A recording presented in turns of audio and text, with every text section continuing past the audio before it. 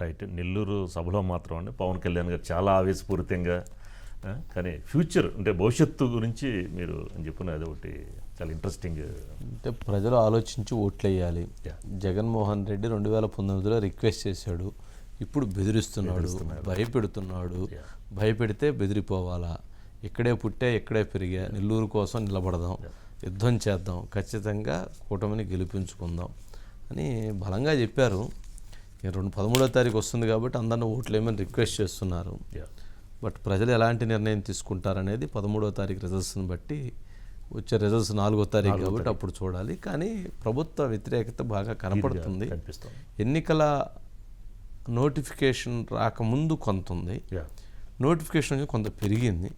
అక్కడి నుంచి కొంచెం తర్వాత సిద్ధం సభలప్పుడు ఫైట్ ఉండిద్దామని అనుకున్నారు. బట్ నామినేషన్స్ అయిపోయిన దగ్గర నుంచి ఓపెన్ అప్ అయిపోయింది. ప్రభుత్వ వ్యతిరేకత కనపడుతుంది స్పష్టంగా. మరి చూడాలి దీనికి